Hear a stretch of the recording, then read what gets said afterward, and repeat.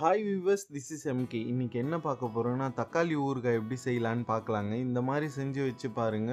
சும்மா 1 மந்த்னா கூட கெட்டே போகாதுங்க. சும்மா டேஸ்ட் அப்படி இருக்குங்க.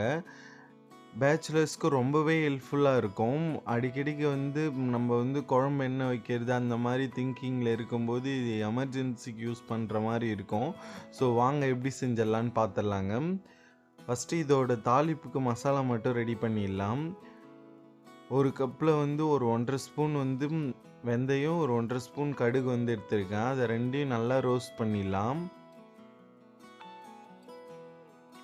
கடுகு வெந்தயமும் நல்லா பொரியணுங்க. ஸோ இந்த மாதிரி நல்லா வறுத்து விட்டுறலாம். தீயாமல் நல்லா இந்த மாதிரி வறுத்து விடுங்க. கடுகு நல்லா பொரியட்டும். ஸோ இந்த மாதிரி நல்லா வறுத்து ஆற வச்சு தனியாக பவுட்ரு பண்ணி தனியாக எடுத்து வச்சிடலாம்.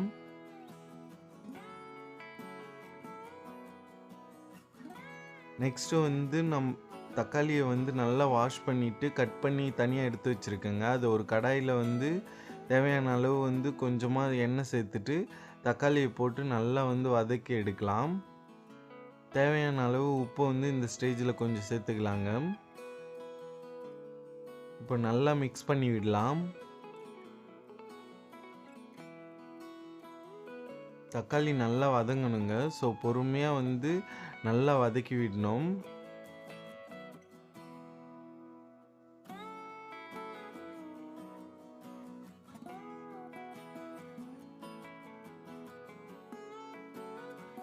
ஒரு மூடி போட்டு அப்படியே 10 மினிட்ஸ் அப்படியே விட்டுறலாங்க.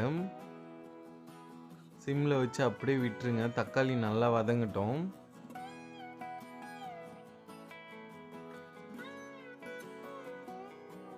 இந்த மாதிரி நல்லா வதக்கி விடணுங்க.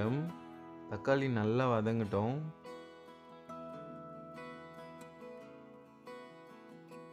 நெக்ஸ்ட்டு மூடி போட்டு அப்பப்போ திறந்து மட்டும் நம்ம நல்லா வதக்கி விடலாம்.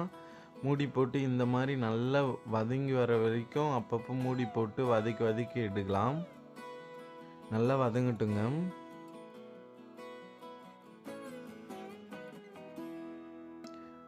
நம்ம ரொம்ப நாள் ஸ்டோர் பண்ணி வைக்கிறதால நம்ம கரெக்டான பதத்தில் இதை செய்யணுங்க. ரொம்பவே அவசரப்பட்டால் தக்காளி முழுசாக இருக்கிற மாதிரி இருக்கும். ஸோ இந்த மாதிரி நல்லா வதங்கி வர வரைக்கும் நம்ம வெயிட் பண்ணி பொறுமையாக பண்ணணுங்க. ஸோ நான் ஒரு லெமன் சைஸ் புளியை ஊற வச்சு தனியாக கரைச்சி வச்சுருக்கேங்க.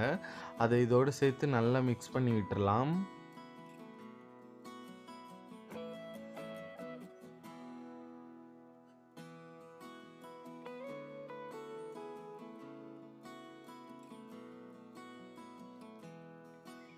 நல்லா வதங்கி வர வரைக்கும் சுண்ட வரைக்கும் நல்லா வதக்கி விடலாம். இது நல்லா வதங்கட்டுங்க. அவ்வளோதாங்க. இது ஓரமாக தனியாக எடுத்து வச்சிடலாம். நெக்ஸ்ட்டு இதோட தாளிப்பு ரெடி பண்ணிடலாம். ஒரு கடாயில் தேவையான அளவு எண்ணெய் ஊற்றிட்டு கொஞ்சமாக வெந்தயம், கொஞ்சமாக ஜீரகம் போட்டு நல்லா பொரியட்டுங்க. நெக்ஸ்ட்டு நான் ஒரு 2 காஞ்ச மிளகாய் கட் பண்ணி வச்சுருக்கேன். அதையும் இதோடு சேர்த்துடலாம். நெக்ஸ்ட்டு ஒரு 10 பல் பூண்டு கட் பண்ணி தட்டி வச்சுருக்கேங்க. அதையும் இதோடு சேர்த்துடலாம். பூண்டு நல்லா பொரியட்டுங்க. அப்போ தான் ரொம்ப ஃப்ளேவராகவும் இருக்கும்.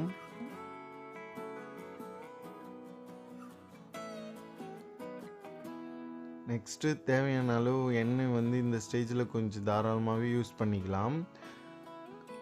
மேக்ஸிமம் எவ்வளோ கருவேப்பிலை சேர்க்க முடியுமோ இந்த ஸ்டேஜில் அதையும் சேர்த்துடலாங்க. கருவேப்பிலை நல்லா பொரிஞ்சு வரட்டுங்க.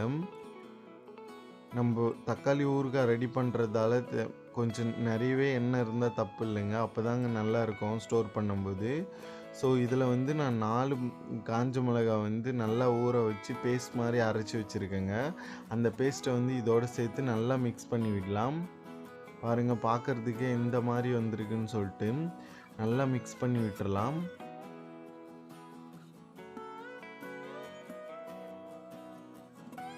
அவ்வளோதாங்க. இதில் நம்ம ஃபஸ்ட்டில் ரெடி பண்ண மசாலாவை இதோட சேர்த்துடலாம்.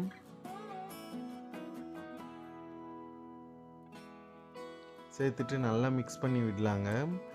நெக்ஸ்ட்டு நம்ம தனியாக வதக்கி எடுத்து வச்சுருக்க தக்காளியை இதோடு சேர்த்துடலாங்க.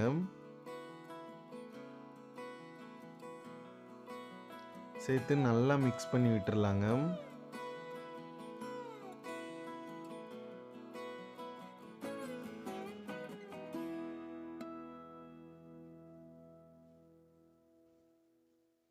ஒரு மூடி போட்டு அப்படியே நல்லா வதக்கி வதக்கி விடலாங்க. எண்ணெய் நல்லா பிரிஞ்சு வரணுங்க. ஸோ அந்த ஸ்டேஜ் வரைக்கும் நல்லா வதக்கி விடலாம். அடி பிடிச்சிடாம பார்த்துக்கலாங்க. இந்த ஸ்டேஜில் வந்து பெருங்காயத்தை எவ்வளோ வேணுமோ குவான்டிட்டிக்கு ஏற்ற மாதிரி சேர்த்துடலாம். தேவையான அளவு உப்பு பார்த்துட்டு உப்பையும் வந்து இந்த ஸ்டேஜில் சேர்த்துடலாங்க. சேர்த்துட்டு நல்லா வதக்கி விடலாம். அடி பிடிச்சிடாம நல்லா பொறுமையாக வந்து சிம்மில் வச்சு பக்குவமாக வந்து மிக்ஸ் பண்ணி விடலாங்க. பாருங்கள் எந்த மாதிரி எண்ணெய் பிரிஞ்சு வந்திருக்குன்னு சொல்லிட்டு. இந்த மாதிரி நல்லா எண்ணெய் பிரிஞ்சு வரணுங்க. அப்போ தான் நல்லா ஸ்டோர் பண்ணி வைக்கும்போது ரொம்ப நாள் கெட்டு போகாமல் இருக்கும். சாப்பிட்றதுக்கும் சும்மா டேஸ்ட் வந்து அப்படி இருக்கும். இப்போலாம் சீசனில் வந்து தக்காளி ரொம்பவே கம்மியாக இருக்குங்க. ஸோ அந்த மாதிரி சீசனில் இப்படி ரெடி பண்ணி வச்சிட்டிங்கன்னா நம்மளுக்கு ரொம்பவே யூஸ்ஃபுல்லாக இருக்குங்க. முக்கியமாக பேச்சுலர்ஸ்க்கு ரொம்ப யூஸ்ஃபுல்லாக இருக்கும். ஸோ இந்த மாதிரி நல்லா சிம்மில் வச்சு நல்லா எண்ணெய் பிரியிற அளவுக்கு நல்லா மிக்ஸ் பண்ணி விடலாங்க. இதோட டேஸ்ட் வந்து சும்மா அல்டிமேட்டாக இருந்ததுங்க. வெந்தயம் மட்டும் வந்து பார்த்து அளவுக்கு ஏற்ற மாதிரி போட்டுருங்க. இல்லைனா லைட்டாக கசக்கிற மாதிரி இருக்கும்.